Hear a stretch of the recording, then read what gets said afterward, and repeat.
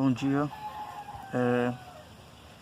estamos nós aqui para darmos continuidade às nossas aulas que foram interrompidas aí por esta pandemia, né?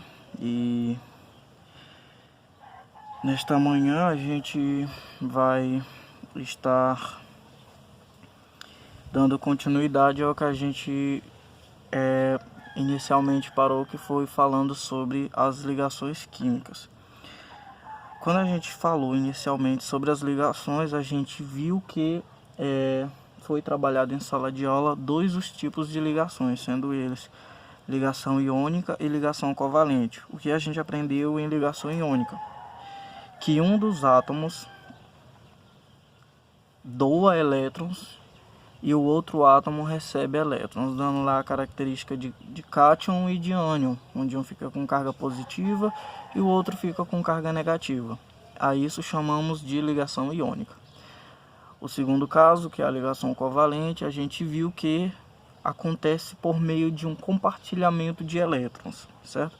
Onde ambos os elementos estão precisando se estabilizar, ou seja, estão precisando obedecer à regra do octeto, que diz que um determinado átomo necessita ter 8 elétrons para se encontrar estável, certo?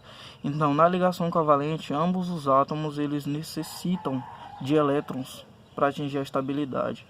Como ambos estão necessitando de elétrons, então eles fazem um compartilhamento de elétrons entre si. Tranquilo?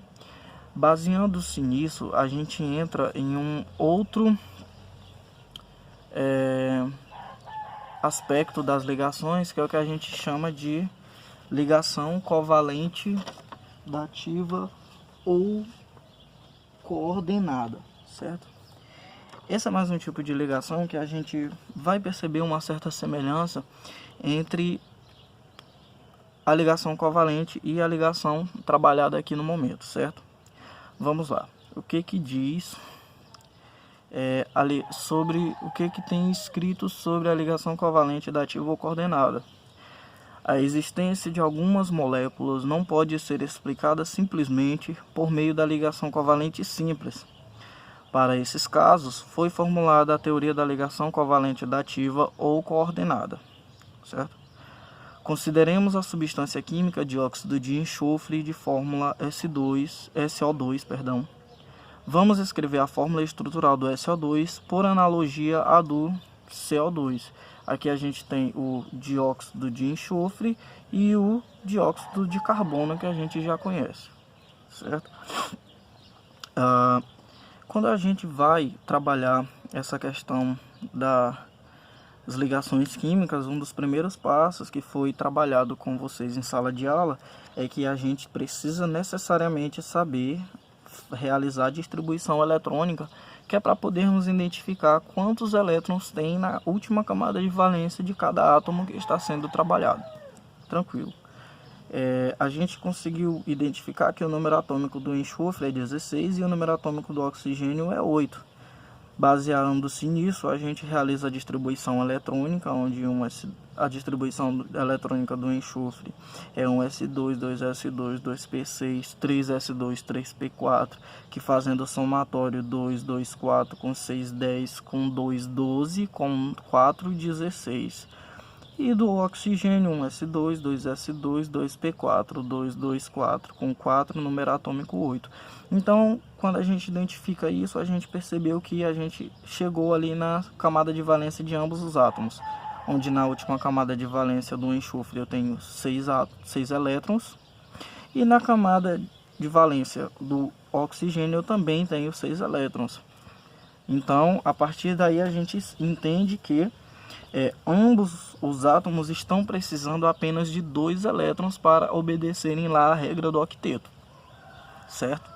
Então, quando a gente vem aqui trabalhar esses conceitos, a gente normalmente, como foi falado aqui, ligação covalente simples. Por meio da ligação covalente simples, a gente iria fazer o quê? Um compartilhamento. Aí, o que aconteceu? Aqui tem os 6 elétrons do oxigênio, os 6 elétrons do enxofre e os 6 elétrons do oxigênio também, certo? O que que ocorre nesse caso? O que ocorre nesse caso é que o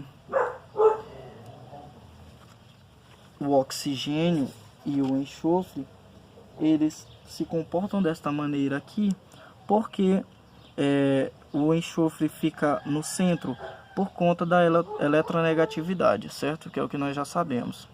Tranquilo.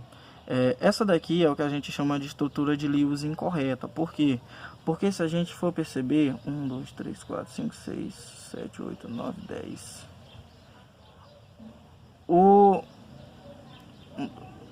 O enxofre, ele está fazendo mais de 8 ligações, certo?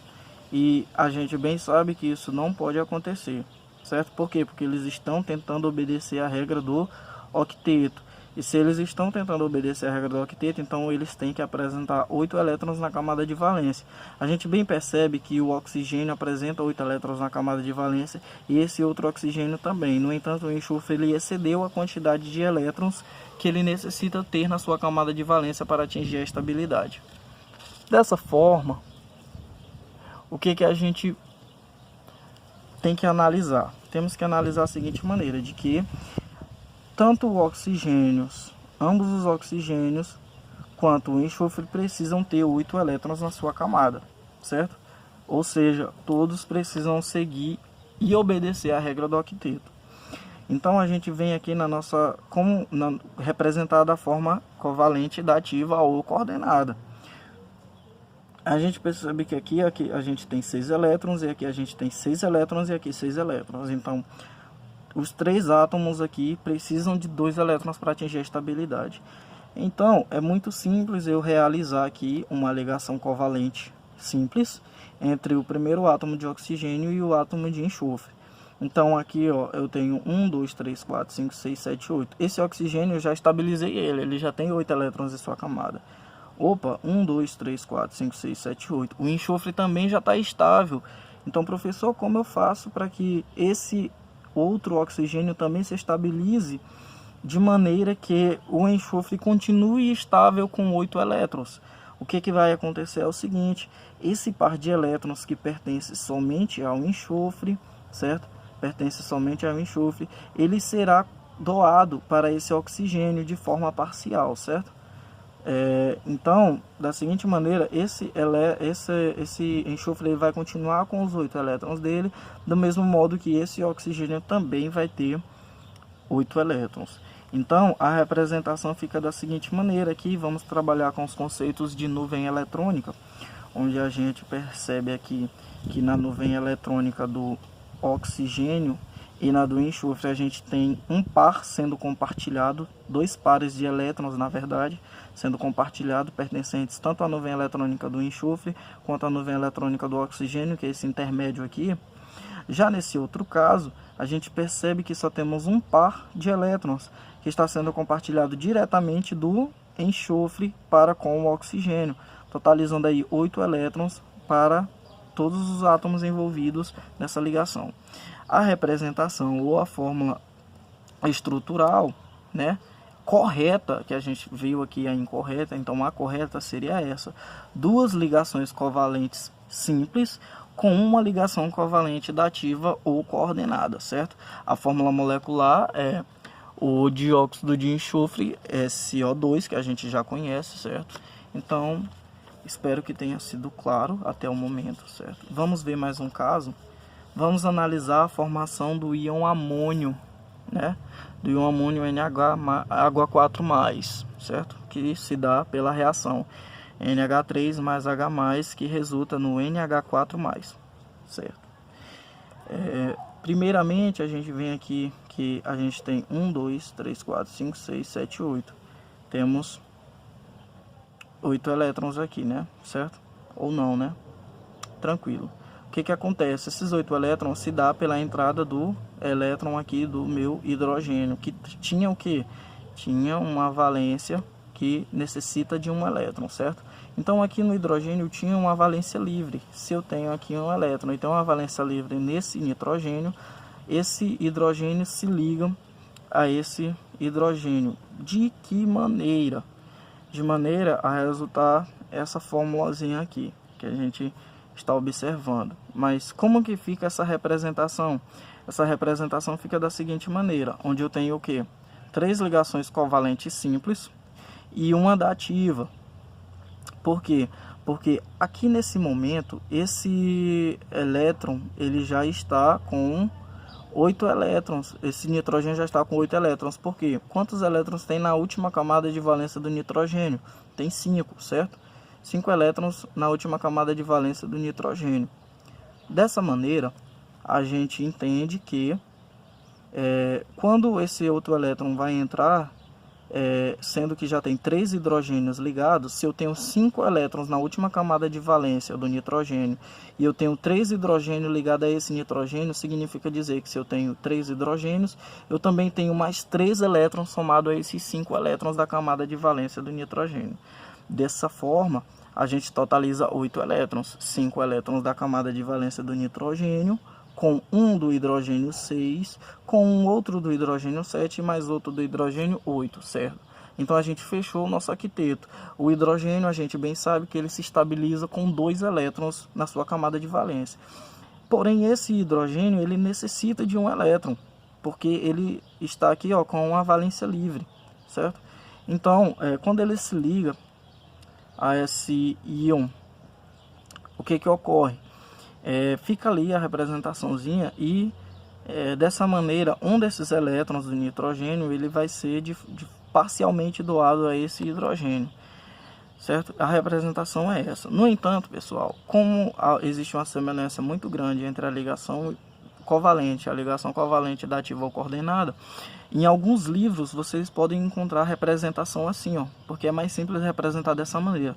Mas vocês sabem que essa ligação aqui, ela excede a regra do octeto. Se você for fazer a íntegra calculando por meio da distribuição eletrônica e a representação eletrônica, a fórmula eletrônica, vocês vão perceber que o mais correto de se representar é assim, com 3 ligações covalentes simples e uma ligação covalente dativa ou coordenada, certo? É importante a gente também salientar aqui, que para vocês tentarem fazer esse processo com o trióxido de enxofre, o monóxido de carbono e o íon hidrônio, certo? Tentem fazer isso. Uma outra curiosidade aqui para vocês é que a ligação covalente dativa ela tem uma relação com a tabela periódica, tanto a ligação covalente simples quanto a ligação covalente dativa, que na família 4A, que tem 4 elétrons na camada de valência, certo? São realizadas 4 ligações covalentes simples e, no caso da ligação covalente dativa, elementos da família 4A não fazem ligação covalente dativa, certo? Não esqueçam disso. Da família 5A, que tem 5 elétrons na camada de valência, eles realizam 3 ligações covalentes simples, certo? 3 ligações covalentes simples. E no mesmo modo, os elementos da família 5A, que tem 5 elétrons na última camada de valência, fazem apenas uma ligação dativa.